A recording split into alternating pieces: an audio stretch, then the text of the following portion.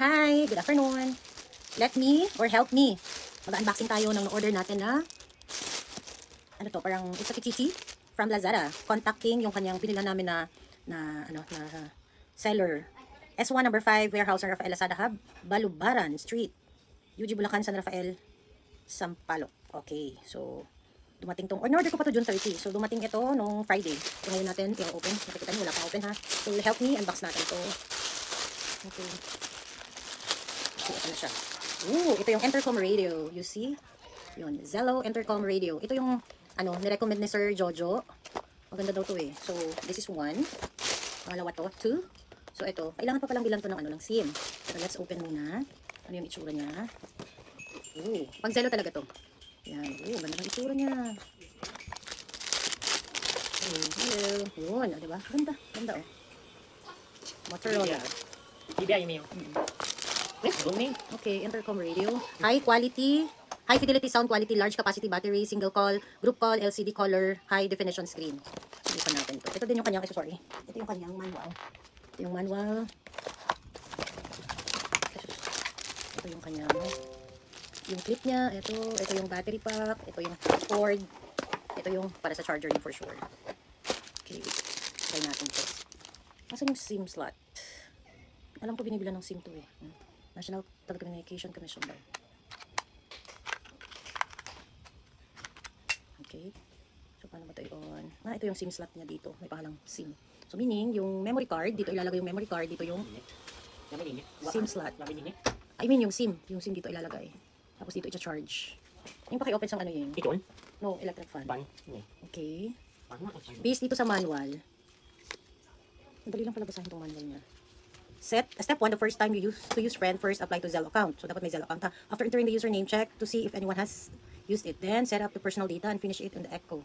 On the contact list and test it. Okay. Teka, alamin muna natin yung mga parts na to. Bibi? Uy, okay, galing ah. How to use first time Zello account. I-on muna natin to. Ito yung adjustment niya. Teka, tingnan natin yung mga parts niya. Paano saan ba to? Yung mga icon niya ba? Okay. Wala siyang nakalagay dito kung ito yung volume niya, ito yung ano. Sulit ha. Para natin malalaman kung ano siya. Yun. Oh. Ito pala yung on button niya. Ilang press lang. 4G LTE. Lahat naman daw 4G eh. So yung advice ni Sir Bilan daw to ng Magic SIM na worth good for 60 yan. Ito. Naka-on siya. Tingnan natin kung nag-on siya. Kung nag-charge siya. Mas gusto ko pa ito compare dun sa binigay ni Seth.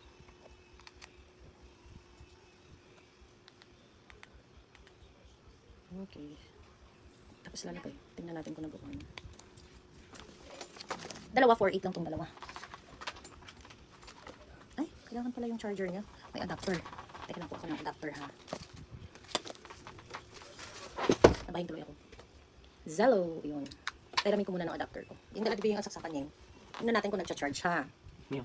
Kasaksakan. Ano yung kasaksakan? Ipaswa. Tingnan natin. Good. Ayun. Makikita natin. Do cellphone lang. Ayun, parang may lightning siya. Ayun dito. Ayan. Charge muna natin to para pag nabilhan na siya ng ano. Okay, ayan. Kasi ganyan lang yung battery niya, oh. Hindi pa full. Okay, so yung isa naman, subukan natin. Mamaya ko nabasahin ko kung paano siya gamitin. At least kompleto lang yung, ito. Tingnan natin paano ikakabit to. This one. Okay, may screw. So yung screw niya, kailangan, kakabit siya dyan. Meron naman akong screw eh. Kakabit lang siya dyan. Ito may maliit na screw kasi. Yun. Tapos, wait lang. Propose muna natin. Ito yung ating screw driver. Tignan natin. Sana hindi ko siya mawala.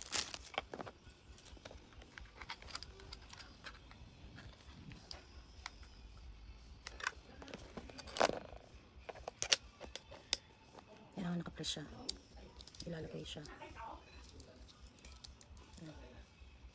Okay. Ay.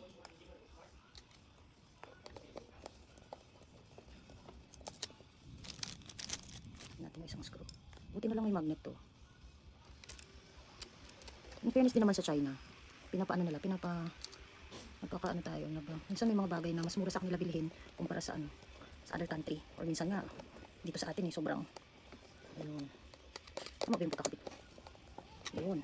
So, i-clip na siya. Ganyan. Okay. Pero mas maganda to, tapos hindi pa siya bulky. Ayun. Yan. Ito yung volume niya. Ayun. Okay. Ito yung sa taas, ito yung volume niya. Yan, nakikita nyo na-adjust siya. Yung volume niya. Yun. Ito na, diba? Subukan naman natin yung isa. Yung kompleto siya. Teka lang yung cord. Saan kayo ilalagay itong cord na to? Ah, okay. Dito in between. Ito. So, dito in between. Siguro ikabit siya, no? Ganun. Walang nakabit. Depende na lang kung paano nila ikabit ito. Kung kanino ipapagamit ni sir. Parang mas mas cute to. Search muna natin. Okay. Other one, so complete na tong isa. Itong isa naman tingnan natin. Okay. The manual is here also. Ito pa yung plastic ko na siya. Plastic na. Under no. Dito yung head. Dito yung clip din. And the screw. So ready. Oh, dapat mag-isa lang yung screw. Kasi may isang screw. Ayun, dalawa. Nakatago. Ayan. Tapos ang the battery. Ito, verification. Ito yung cord ng head. Clip muna natin. Magagamit ito pag may zero account na. Pag wala. Ayan.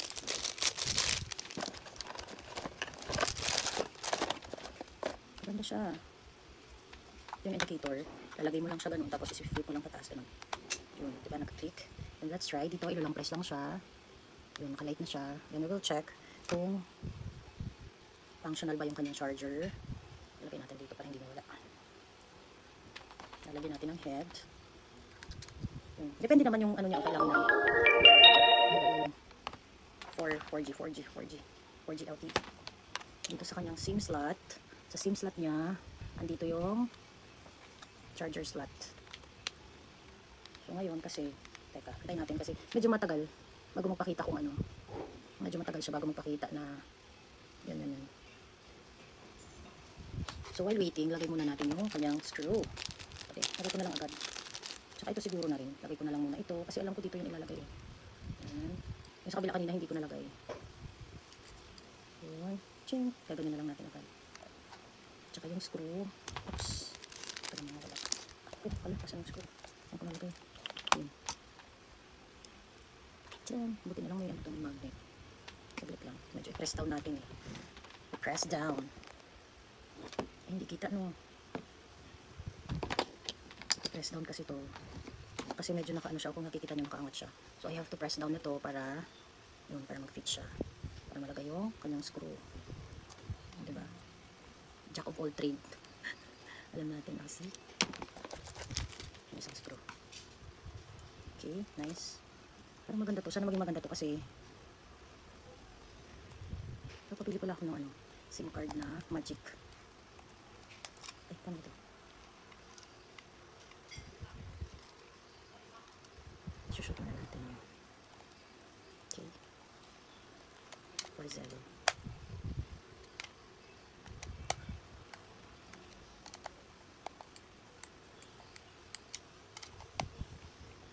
Okay, yun. Ay, parang mali ako. Tablet. Tanggalin ko pala, hindi ko naitaas yung kanyang cord. Tanggalin muna natin to ha. Hindi ko naitaas ito. Ito. Kanyang cord.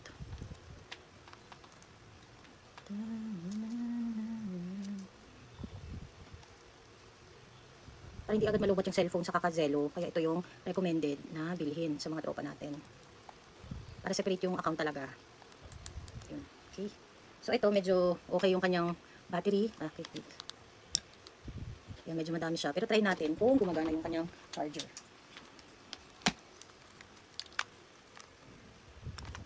Oops, parang tingnan natin kung gumagana yung ayun, push. Oops, teka. Bakit ito parang hindi? Wala siya. Yung isa gumagana. Eto, hindi. Wait lang. Okay, yun na. Meron na siya. Meron ako nakikitang parang kidlat sa lightning. So meaning, thank you so much sa ating supplier. So this is nice. Kailangan na lang paganahin ito kung may account na. And, talaga na. Kailangan paganahin. At bibilhan ng SIM, Magic SIM card. Mas ano, mas prefer ko ito. Kakabit dito, maliit lang siya. Over. Okay, nice. This is okay. Faster than texting. Faster than texting. This will work. Okay. Maganda. Ganda siya. So, kung i-charge mo pala siya, kung pinipindot mo siya,